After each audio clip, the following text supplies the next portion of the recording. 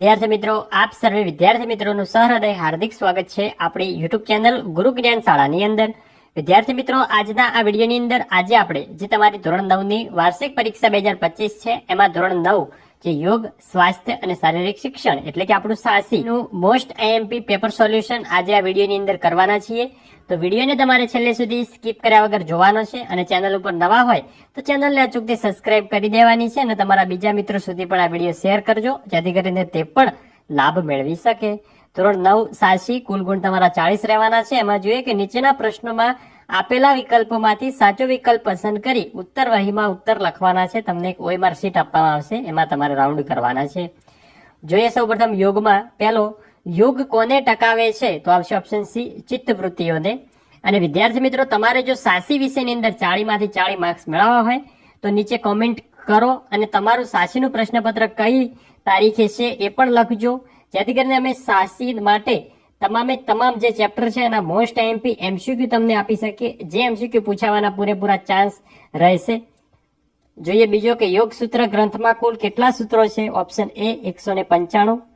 ત્રીજો, મહર્ષિ પતંજલિ કઈ વિદ્યાપીઠના પ્રાચાર્ય હતા? તો આવશે ઓપ્શન એ, તક્ષશિલા વિદ્યાપીઠના. ચોથો, પ્રાણાયામને તબક્કાવાર કેટલા ભાગમાં વહેંચી શકાય? ઓપ્શન એ, 3 ભાગમાં. પાંચમો, અષ્ટાંગ યોગનું પ્રથમ સોપાન કયું છે? તો આવશે ઓપ્શન ડી, યમ. નેક્સ્ટ આગળ વધીશું. આગળ છે છઠ્ઠો કે યમના કુલ કેટલા પ્રકાર છે? Option A, 5.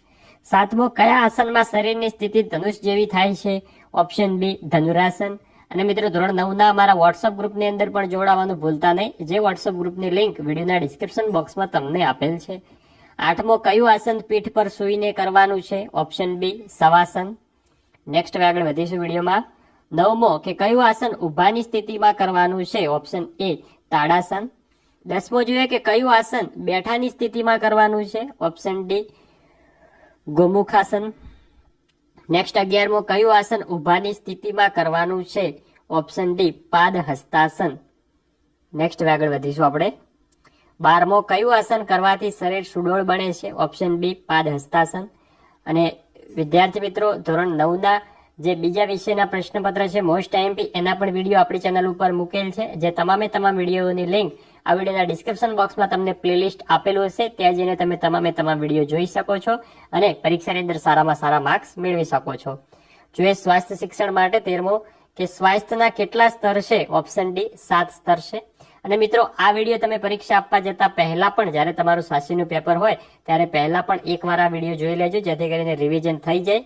અને નીચે જણાવજો કે તમારું સાસીનું પેપર કઈ તારીખના રોજ છે, તો આપણે સાસી માટે મોસ્ટ આઈએમપી લાઈવ લાવી શકીએ, જે તમને પરીક્ષાની અંદર ખૂબ જ ઉપયોગી રહે. 14મો, મગજ અને સ્નાયુઓને થયેલો ઘસારો શાનાથી પૂરો થાય છે? Option C, ઊંઘથી. નેક્સ્ટ આગળ વધીશું. 15મો, શું એકાએક બનતી ઘટનાને શું કહેવાય? તો આવશે ઓપ્શન બી, અકસ્માત કહેવામાં આવે છે. 16મો, કેવા વાતાવરણમાં રમત કે સ્પર્ધાનું પરિણામ સારું આવે છે? ઓપ્શન એ, ખુશનુમા વાતાવરણમાં. 17મો છે કે સ્નાયુ તાણ થાય ત્યારે સ્નાયુને આરામ આપીને દુખાવાની જગ્યાએ શું કસવું જોઈએ? ઓપ્શન સી, બરફ કસવો જોઈએ. નેક્સ્ટ આગળ વધીશું. 18મો કે સતત રક્તસ્રાવના ઈજા પામેલા અવયવને કોની સપાટીથી ઊંચે રાખવો જોઈએ? ઓપ્શન સી, હૃદયની સપાટીથી ઊંચે રાખવો જોઈએ. નેક્સ્ટ 19મો છે કે હળવી કસરત કઈ છે? ઓપ્શન બી, ધીમી ગતિએ ચાલવું એ મિત્રો હળવી કસરત છે. નેક્સ્ટ આગળ વધીશું વિડીયોમાં. 20મો કે લાંબા સમય સુધી કસરત કરનાર વ્યક્તિની ચારક શક્તિમાં કેટલા ટકાનો વધારો થાય છે? ઓપ્શન બી, 18% વધારો થાય છે. નેક્સ્ટ આગળ વધીશું. આગળ આવે છે આપણો શારીરિક શિક્ષણ વિભાગ. એની અંદર મિત્રો અલગ અલગ રમતો આવે છે. તો સૌપ્રથમ જોઈએ દોડ. તો 21મો છે કે કેટલા મીટરની દોડમાં ચોપગું પ્રસ્થાન ફરજિયાત છે? ઓપ્શન સી, 400 મીટરની. નેક્સ્ટ 22મો, ટૂંકી દોડનું પહેલું કૌશલ્ય કયું છે? ઓપ્શન ડી આવે છે, પ્રસ્થાન. નેક્સ્ટ આગળ વધીશું. આગળ છે 23મો કે શાનો ઉપયોગ કરવાથી ખેલાડી શરૂઆતથી ઝડપ પ્રાપ્ત કરે છે? તો આવશે ઓપ્શન એ, પ્રસ્થાન ટેકાનો. નેક્સ્ટ 24મો કે ચોપગા પ્રસ્થાનના કેટલા પ્રકાર પાડવામાં આવ્યા છે? ઓપ્શન બી, 3 પ્રકાર પાડવામાં આવ્યા છે. નેક્સ્ટ આગળ વધીશું વિડીયોમાં. આગળ આવે છે મિત્રો લાંબી કૂદ. લાંબી કૂદમાં જોઈએ કે લાંબી કૂદનો ખાડો કેટલો પહોળો હોય છે? ઓપ્શન સી 2.75 મીટરનો. નેક્સ્ટ 26મો કે ઠેક પાટિયાની પહોળાઈ કેટલી હોય છે? ઓપ્શન બી 20 સેમી હોય છે. નેક્સ્ટ હવે આગળ વધીશું. આગળ છે 27મો કે લાંબી કૂદમાં ઉડ્ડયનનો ખૂણો સામાન્ય રીતે કેટલા અંશનો હોય છે? તો આવશે ઓપ્શન બી 45 અંશનો હોય છે. 28મો કે લાંબી કૂદનો આગમદોડ માર્ગ કેવો હોવો જોઈએ? ઓપ્શન સી સમતલ હોવો જોઈએ. નેક્સ્ટ આવે છે મિત્રો ગોળા ફેંકની રમત. એના પણ 4 MCQ પૂછાય છે, જોઈ લઈએ. તો ગોળા ફેંકના વર્તુળનો વ્યાસ કેટલો હોય છે? ઓપ્શન બી 2.135 મીટર હોય છે. નેક્સ્ટ હવે આગળ વધીશું 30મો કે ગોળા ફેંકમાં રિંગની જાડાઈ કેટલી હોય છે?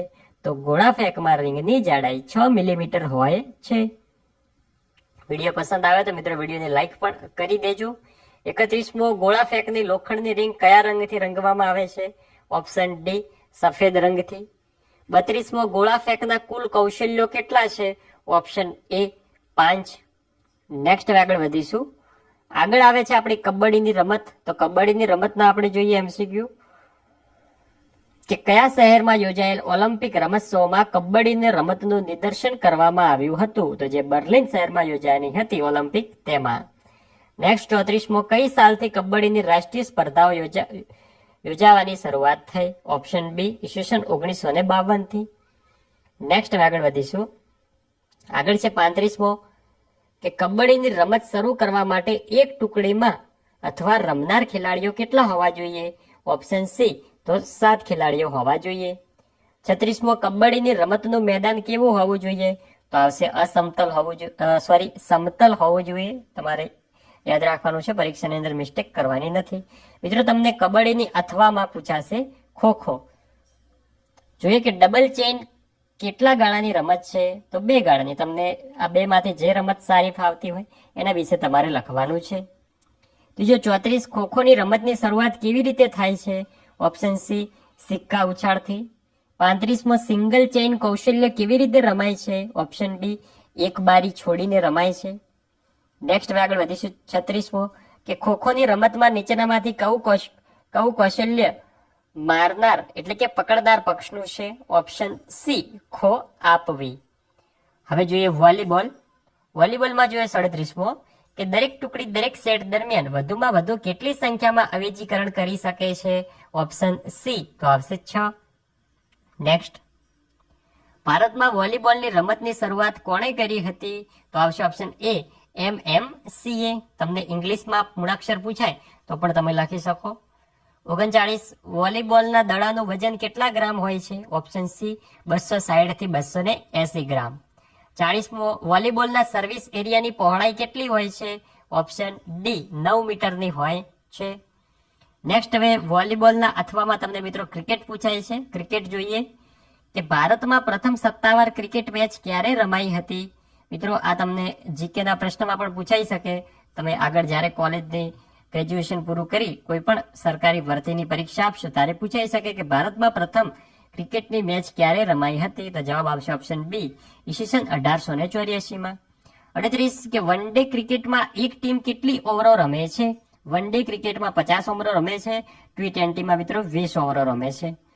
અને વિદ્યાર્થી મિત્રો તમારે કોમ્પ્યુટર અને ચિત્રના પણ IMP MCQ ના પ્રશ્નપત્ર જોતા હોય તો તમે કમેન્ટ કરજો, જેથી કરીને આપણે તે પ્રશ્નપત્રો પણ તમારા માટે લાવીશું.